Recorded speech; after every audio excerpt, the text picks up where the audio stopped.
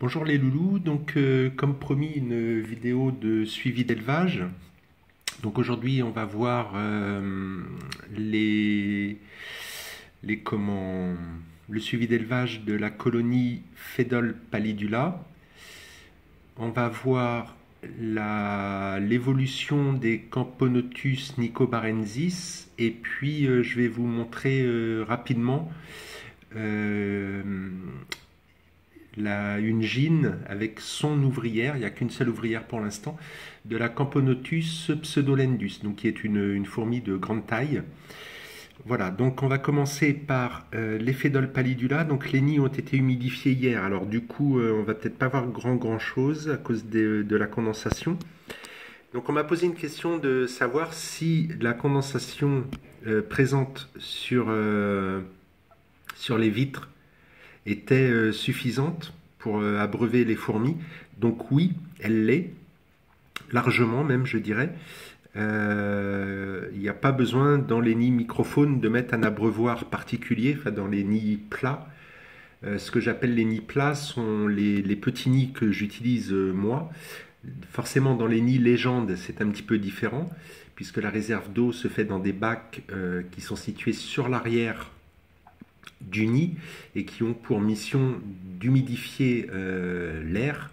Mais dans les nids légendes, personnellement, je mets des abreuvoirs, en l'occurrence des tubes à essai remplis d'eau minérale et bouchés par un coton, de manière à ce que les fourmis puissent boire. Et à côté de ça, pour les légendes, j'arrose l'air de chasse avec une petite seringue et une aiguille, en général tous les 2 jours.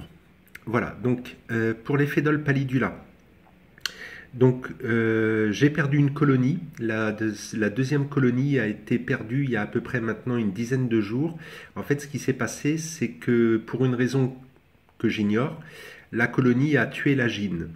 Donc du coup, comme il n'y avait plus d'œufs ni de larves, la colonie a périclité très rapidement.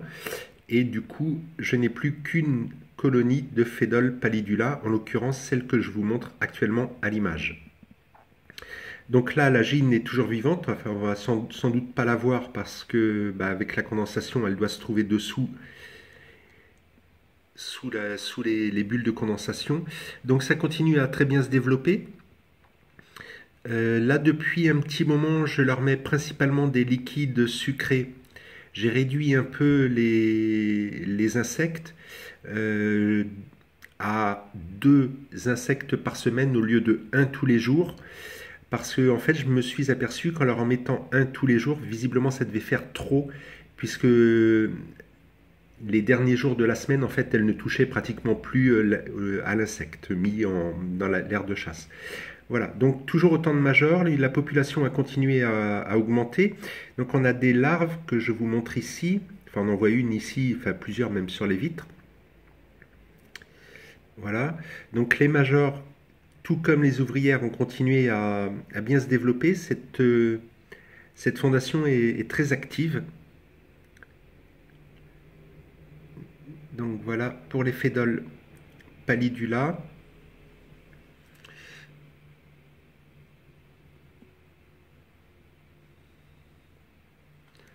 Là, donc là, je filme avec mon nouveau téléphone, donc je pense que les vidéos seront peut-être un peu plus claires, en l'occurrence avec un Samsung Galaxy S7. Jusqu'à présent, je filmais avec le S6, et là, depuis, comme j'ai un nouveau téléphone, voilà, c'est la première vidéo que je fais avec le S7. On verra la qualité de l'image une fois mise en ligne sur YouTube.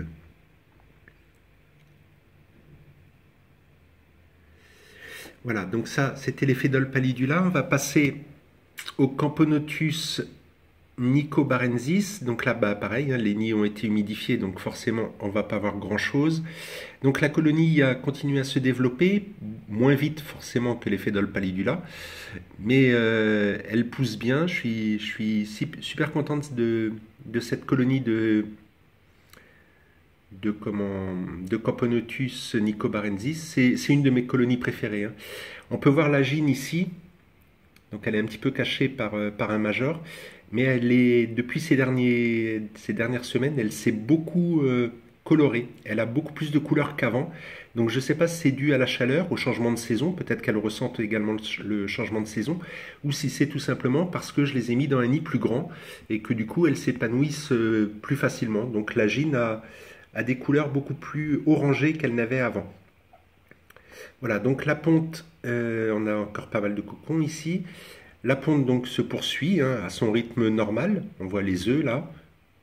Donc je vais essayer de vous zoomer un petit peu sur la gine. C'est dommage que le major soit à côté d'elle, mais elle est vraiment beaucoup plus colorée en fait. Son thorax est devenu plutôt ambré, tout comme sa tête, tandis que son gastre a pris une couleur orangée sur un bon tiers, mais vraiment très très orangée quoi. Elle n'était pas autant colorée avant.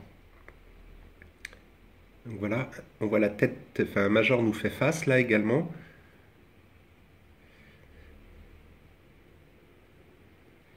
Donc bah, je ne vais pas vous filmer où il y a la condensation parce que bah, ça ne va pas donner grand chose, hein, vous voyez, on ne voit pas grand chose. Voilà, on voit un beau major coloré là également.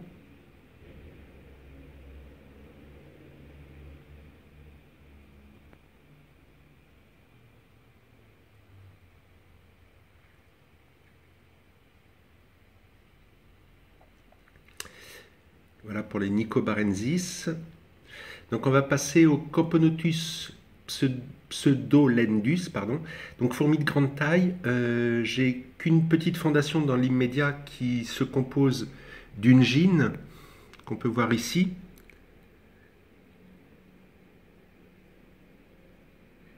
Ça c'est la Camponotus pseudolendus, ça c'est la gine. Donc fourmi qui n'a pas besoin de diapause. On compte une température de 24 à 28 degrés et un taux d'humidité d'environ 50 à 70%. Ça c'est la seule ouvrière présente. Donc je pense que la gine doit stresser encore un peu parce qu'elle pond pas énormément, mais elle pond un peu. Et en fait les œufs sont consommés dans les jours qui suivent. Ça c'est systématique depuis un moment, pourtant je les laisse vraiment tranquilles. Les seuls moments où je les embête, c'est pour les nourrir. Mais donc je sais pas, il faut peut-être le temps qu'elle s'habitue également à son nouvel environnement. Ça doit faire à peu près un mois maintenant qu'elle est là. Mais la ponte pour le moment est toujours présente mais consommée. Voilà, et puis j'ai rentré aussi il y a maintenant une bonne quinzaine de jours, peut-être même 3 semaines, une gine Camponotus sanctus, donc qui est pareil, une Camponotus de grande taille. Je n'ai qu'une gine dans l'immédiat, pas de ponte pour l'instant, donc je vous la présenterai pas parce qu'il n'y a pas grand chose à dire. On verra dans les semaines qui viennent si des pontes commencent à avoir lieu, et dans ce cas-là je vous les montrerai. Cette variété de Camponotus, donc la Camponotus sanctus. Voilà les loulous, donc on va arriver bientôt à 9 minutes de vidéo, donc on va pas faire trop long. Ça c'est à l'image, je répète, Camponotus pseudolendus, une gine, une ouvrière. Vous voyez, on voit un œuf ici qui est devant l'ouvrière. Mais jusqu'à présent, les œufs ne vont pas très loin au niveau maturité, puisque visiblement ils sont consommés, alors ou par la gine ou par l'ouvrière, je ne sais pas. Voilà, voilà. Donc on va finir sur, comme d'habitude, un plan de la gine. Voilà, là on la voit beaucoup mieux. Vous voyez, elle est devenue vraiment très orange en fait sur le gastre. Elle n'était pas aussi orange avant.